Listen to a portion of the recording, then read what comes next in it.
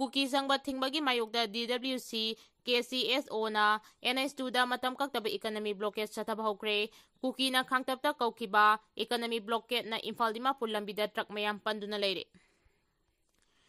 Foothill Naga Coordination Committee FNCC na Kuki singi mayokta kauba ban handoktabagi matangda yaningdaba phongdokpo ina National Highway 2 the Working Committee of Kuki Civil Society Organization DWC KCSO na matam kaktaba economy blockade Chatthagadabni khudakta economy blockade kausilakhiba na maram oiraga highway paring asida posai hondok honjin tauba gari sing lamkhangda panduna leiri. DWC KCSO na ngasi ayuktagi kaukiba economy blockade ki saruk ama oina Kuki singna namna khundaba Kangpopi district ki mafam kaya marumda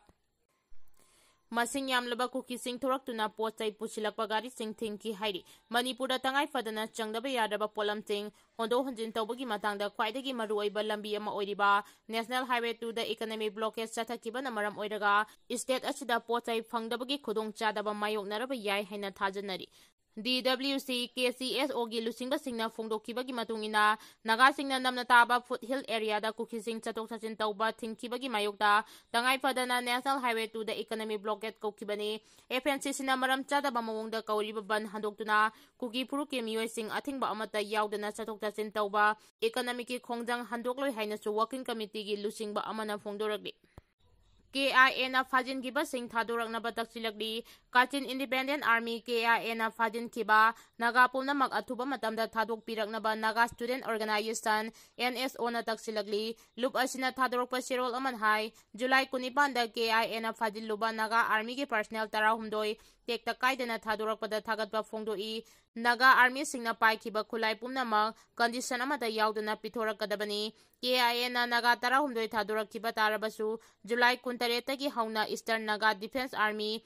ENDA gi khusam naraga Sinre Yang Township tagi Naga Naharol kayamrum Fajin ki haudik fawada miyoi kuntra hena fakibagi report pangle miyoi sing adu lawbuk amadi thabak mafamda chatpagi lambida fakibani thaudok aduna maram oiraga Sinbe Yang Township da lairiba miyam da chauna mi paiba pokhale Mizam miyam na nomagi sintha pangba amadi lawbuk ta kumduna thabak chuba phawba kinare revolutionary itaniki wangmada KIA na Naga misam phabagi thawong khudakta lepkadabani hainasu serol asina phongdoragli.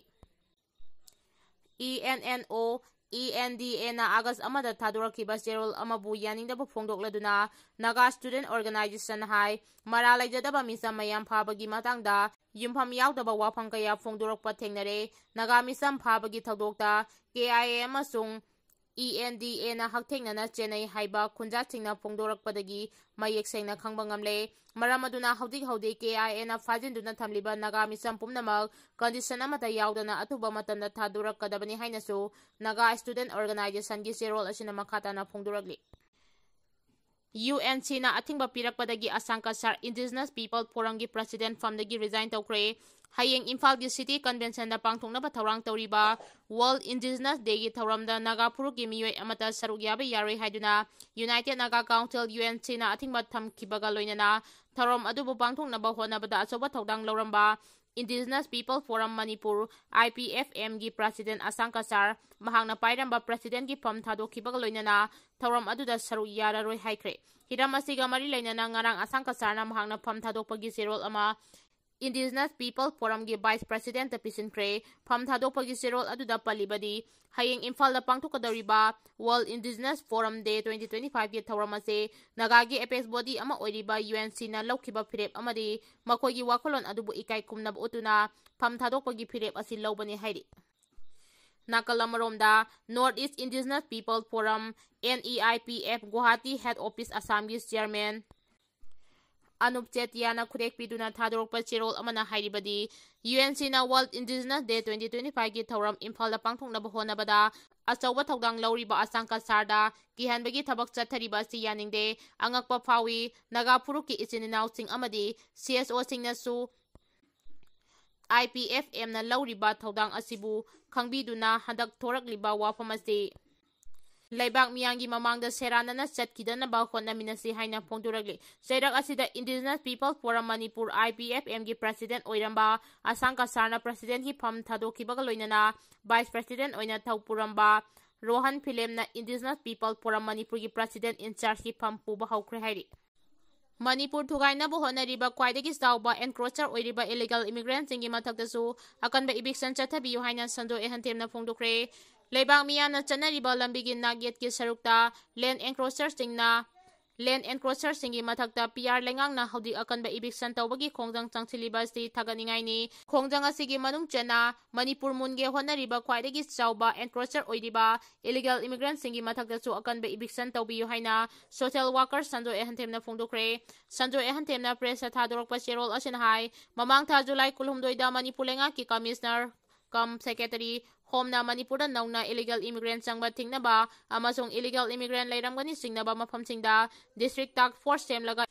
illegal immigrant sing Manipur gi leimai rigi takthoknaba thokiba official memorandum aduda pankriba Akanba instruction sing adu kaya yamna thabakta onthoklabage hainasu wahang hanglagdi. Sanjoi ehanthemgi gi sirol asin hai haudi state asida mapung oina tampagi district sing haibadi Imphal East, Imphal West, Thawbal, Bisnupurna singba mafam singda lambi gi nagyeta lam khopsinduna miyamda apanba ayat papiriba land encroacher singi mathakta Akanba intensive oiba mawongda eviction tawi masi afaba thabangni PR government matam asida phangba khudong chaba mani loinana taramna oi haiba wafam thamlakpaga loinana state asida khwaidagi hana Akanba eviction tawgadabadi Myanmar amadi Bangladesh dagi sangsilaktuna haudik aikhoigi miyam marakta khunda leitaduna leisin khraba amadi Manipur thugainaba separate administration amasung Union Territory pigadabani haiduna Manipur munge honariba sing asi hana eviction tawgadabani Manipur da sangsilakiba illegal immigrant singna misa miyam kayagi yummai thaduna misa miyam kaya loinana apikwa angang sing nupi sing yauna tamsina hatokpa ngamliba illegal immigrant singi mathakta Akanba eviction tawbaduni hena maru oiribasi hainasu sanjoi ehanthemna phongdoragdi. FNCC na Home Commissioner ga wari sanari Nagagi lamkai manungda khunda silakpa amasung German Road Tiger Road Bon chingba semjilakpa thawonggi mayokta matam kaktana chatharakiba ban loisin hannaba Foothill Naga Coordination Committee FNCC gi mihusting lengang na invitation thaduna haudi all secretary ta Home Commissioner ga wari sanari mamangda su isu asiga mari lainana Home Commissioner ga wari sanakiba laikhrabani adubu naga singi apamba adu lengang na khanagani hairaga kari amata tawduna leibadagi ban adu handoktana lakibani ngasigi meeting asida committee asina kauramba banasi handok halaga Kuki gi su haudik chathariba blockage su loisin hanaba honaraba yai hairi Haurang Sabalda logi wangmada chalairamba dispo glass saba factory ama thuptinkre plastic ki disposable glass gari mapot ama fare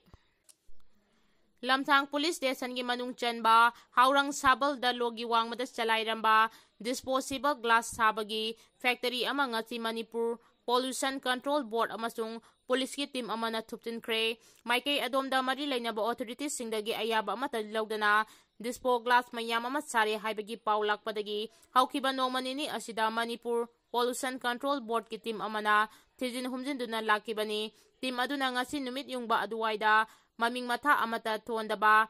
name place su thetaba sang amada disposable glass mayam ama saraga lairamba factory ama thengnarakibani Pawachina makata na hai factory aduda local gimiyoy khara amasung non local gimiyoy ani ahum thabak suraga lairamba thengnaki aduba factory adugi mapu adudi kanano haiba houding maki oinadi chapchana khangdri apunba team aduna mafam adudagi disposable glass truck mapot ama fagat pangamki aduga loinana glassing adu sabagi raw material sing amasung atay masak matumching fagat pangamki factory adu chalaibada sijinariba machine sing adu Sistokre numidang wairam fawbada factory aduda lairiba posting adugi list khongatpagi thabak chathaba maramna karamba polam sing fare haina utkadagi haiba khangdri Bespa amana tatata thomjinbada miyo eni sire ama sokle lambigi laibak thiba thawdo amada ngarang numidang pung 4 rom taba matamda miyo ani laikhidre hairi Wangu police station dagi phangba pawgi matungina thawdo adu Wangu PS ki manung chanba Wangu lamkhaida khamduna lairamba tata trak amagi maningda Wangu romdagi miyo ehum tongduna lakpa Bespa amana thomjinbadagi khudong thiba thawdo adu thokibani hairi laibak thiba thawdo adu da laikhidaba miyo ani adudi Kakching Khunau awang kaithel laikhaidagi mayang lambam bisal chahi kun apokpa M Ibohol amadi Kakching Khunau thongamdagi maisnam ngongo chahi 13 apokpi M Inaw Devi kawi asokba miyo aduna Kumuksam ꯅꯤꯕꯥꯁ ꯀꯧꯏ ꯍꯧꯖꯤꯛ ꯖꯦꯅꯤꯝꯁ ꯍꯣꯁꯄꯤꯇꯥꯜꯗ ꯂꯥꯏꯀꯠꯅꯔꯤ ꯍꯥꯏꯔꯤ ꯂꯩꯈꯤꯗ꯭ꯔꯕ M ꯕꯤꯁꯥꯜ ꯑꯃꯗꯤ M ꯉꯣꯉꯣ ꯀꯛꯆꯤꯡ ꯈꯨꯅꯧ ꯀꯣꯂꯦꯖꯀꯤ student ꯌꯨꯅꯤꯌꯟꯒꯤ general secretary ꯑꯃꯗꯤ games ꯑꯦꯟड ꯁ꯭ꯄꯣꯔꯠꯀꯤ ꯊꯧ ꯄꯨꯔꯤꯕꯅꯤ ꯍꯥꯏꯔꯤ ꯊꯧꯗꯣꯛ ꯊꯣꯛꯐꯝ ꯑꯗꯨꯗ ꯋꯥꯡꯉꯨ ꯄꯨꯂꯤꯁꯀꯤ ꯇꯤꯝꯁꯨ ꯂꯥꯛꯇꯨꯅ ꯊꯧꯗꯣꯛ ꯑꯗꯨꯒꯤ ꯃꯇꯥꯡꯗ ꯊꯤꯖꯤꯜꯂꯕ ꯃꯇꯨꯡꯗ ꯀꯦꯁ ꯑꯃ ꯂꯧꯈꯠꯈ꯭ꯔꯦ ꯂꯩꯈꯤꯗ꯭ꯔꯕ ꯃꯤꯑꯣꯏ ꯑꯅꯤꯃꯛ ꯖꯦꯅꯤꯝꯁꯀꯤ ꯃꯣꯔꯒꯇ ꯄꯣꯁꯠ ꯃꯣꯔꯇꯦꯝꯒꯤꯗꯃꯛ ꯊꯝꯈ꯭ꯔꯦ ꯍꯥꯏꯔꯤ